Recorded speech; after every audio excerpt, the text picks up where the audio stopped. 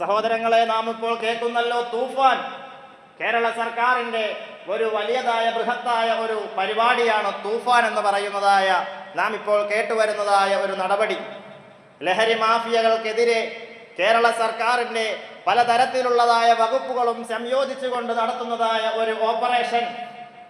ആ ലഹരി വിരുദ്ധ സമരത്തിന് അവർ നൽകിയിരിക്കുന്ന പേര് അത് തൂഫാൻ, ദ നാർക്കോട്ടിക് ഹണ്ട് എന്നതാണ്. രാഷ്ട്രീയമൊന്നും നോക്കാതെ തന്നെ നാം എല്ലാവരും നമ്മുടെ നല്ല ഭാവിക്ക് വേണ്ടി വളരെയധികം സപ്പോർട്ട് ചെയ്യേണ്ടതായ ഒരു പ്രവർത്തനമാണ്.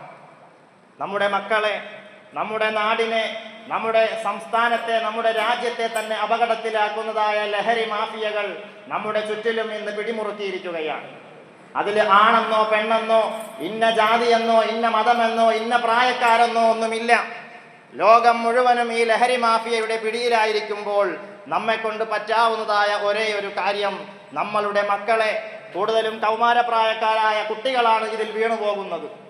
വീട്ടിൽ ഒറ്റപ്പെടുന്നത് കൊണ്ടോ അല്ലെങ്കിൽ എന്തെങ്കിലും തരത്തിലുള്ളതായ വിഷമങ്ങളോ ബുദ്ധിമുട്ടുകളോ എന്തെങ്കിലുമൊക്കെ ആകാം കാരണങ്ങൾ.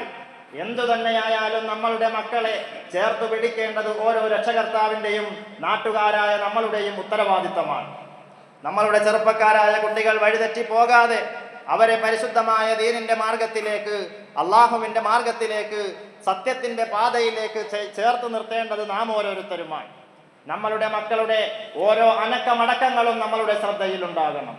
അവർ പോകുന്ന ക്യാമ്പസുകൾ, അവരുടെ തിരിച്ചു വരുന്നതായ വഴികൾ, അവരുടെ കൂട്ടുകാർ ആരൊക്കെയെന്ന് ഓരോ വാപ്പയും ഉമ്മയും ജ്യേഷ്ഠനും അനുജനുമെല്ലാം കൃത്യമായി മനസ്സിലാക്കിയിരിക്കണം. അല്ലാഹു സുബ്ഹാനഹു വ തആല നമ്മുടെ കുട്ടികളെ, നമ്മുടെ സമൂഹത്തെ എല്ലാ കുതന്ത്രങ്ങളിൽ നിന്നും കാത്തുരക്ഷിക്കുമാറാകട്ടെ.